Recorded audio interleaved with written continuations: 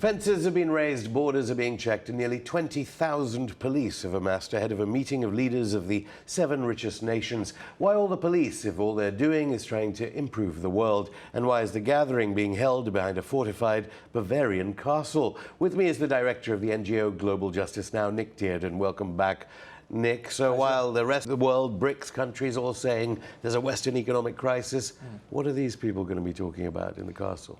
The G7 has always existed as really the richest countries in the world exerting their power over everybody else. They make the policies that everyone else has to follow, and that's how it was invented back in '75 when there were just 6 of them, the G6.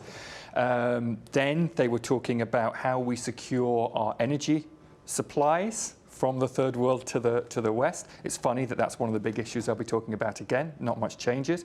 But they were set up in '75 specifically in order to hold on to the power that they have in the world. That's not what it says on their press release. It says they're going to try and improve the world. They promise they're going to do all sorts of lovely things, including solving climate change, solving our economic woes, including feeding everybody on the planet. They always promised this, but actually what they're doing is acting as a concerted power bloc to plan their policies that will benefit elites in Western countries rather than the rest of the world. Before we get to the developing world, which I know your organisation has been involved in as regards a new initiative, Greece is not on the formal agenda, and yet the German Finance Minister Wolfgang Schäuble saying they will be discussing it.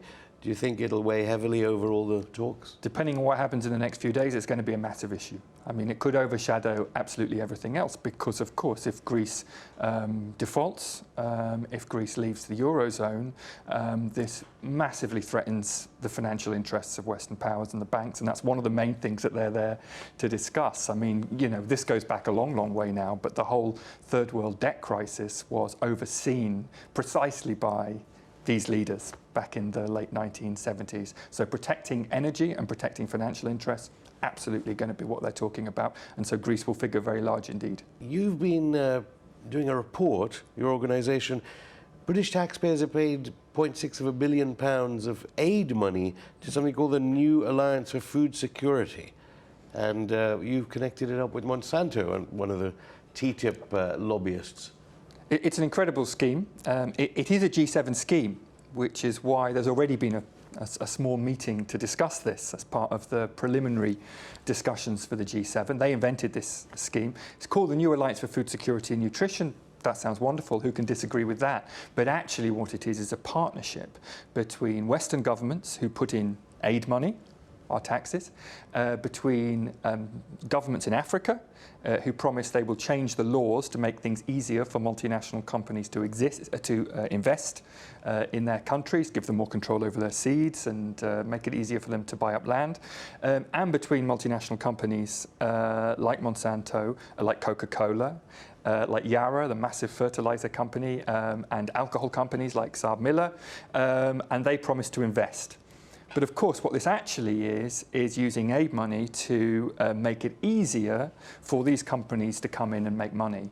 And what we're worried about is that in making money, what those multinational corporations are actually doing is dispossessing small farmers, peasant farmers, who make their livelihoods from farming, but also feed the vast majority of Africa's people, displacing them so that they can replace that model with intensive, corporate-controlled agriculture, which essentially is all about exporting food to the West rather than feeding the people who actually need the food in Africa.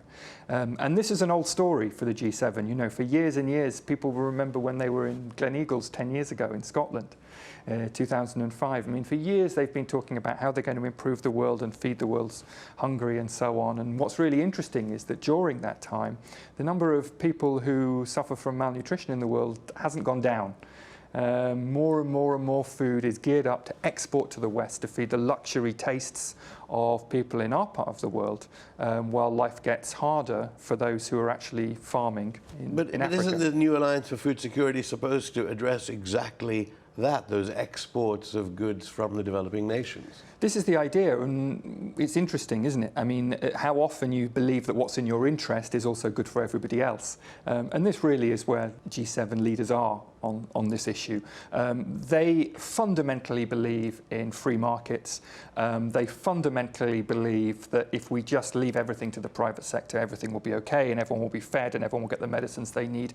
They believe this because it's in the interests of their elites, their big corporations and their banks and their financial interests. And they therefore assume, and they've constructed a whole ideology around it, that this will be good for everybody else as well. But actually we found time and time again that privatising everything, that leaving everything to the banks, and that putting everything in the hands of the markets actually doesn't mean that less people are malnourished. Far from it. Because the big problem, the main reason people are malnourished in the world today is not that they don't have enough food. For goodness sake, we have the technology to get food wherever it needs to go in the world. The problem is there's food and those people can't afford it because the market determines the price. Okay, what can the rest of the world do to stop this G7 alliance, for instance? I mean, can China and Russia, of course, which normally would have been invited, many German commentators, former presidents saying, former chancellors saying that Russia should have been there. What can Russia and China and those countries do to stop the G7 and their corporate power grab? Well, they have a massive role, and in some ways you can see them beginning to exert that. So they've set up alternative institutions. So they've set up an alternative bank of the South. They've set up alternative currency mechanisms and so on to really wean off those powerful countries, emerging powerful countries in the South. It'll come too late for all these developing nations, which will get the new alliance for food security provisions for multinationals, though. It will, and that's why I think that the answer doesn't purely lie with those power blocks in emerging countries, but with ordinary people gathering together to protest these kind of policies and to do things differently.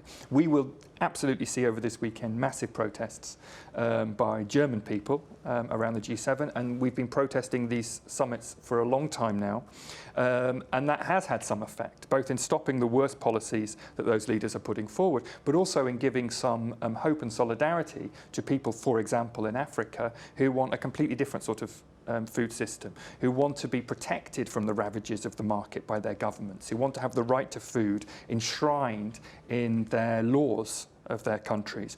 And that can work. So we've been working with some groups in Ghana who are fighting against an attempt by world leaders, by the G7, to force that country to introduce a new seed law, which would give companies like Monsanto, in fact it's been dubbed the Monsanto law because it would give companies like Monsanto much greater power to tell farmers how they can use seeds, to force farmers to buy their seeds rather than just sharing and swapping as they do now. The Ghanaian people have won for now. That law has been put on the back burner again. So people are, it's not all one way. There is a battle going on, and the ordinary people getting organised can really do things. Just finally then, I mean, these are, apart from Japan, which has special NATO status, they're all NATO countries, basically. Yeah. Do you think they'll also be talking about enemies, militarization? Is there an insecurity at this G7 summit? Oh, I think there very much is. I mean, there's an economic insecurity in terms of the financial crisis, but there is a military insecurity about what's happening in the world as well. The absolutely disastrous interventions that some of these countries like the US and the UK have made in the Middle East over the last 10, 15 years, is blowing up in their faces all over the place. And Russia the enemy?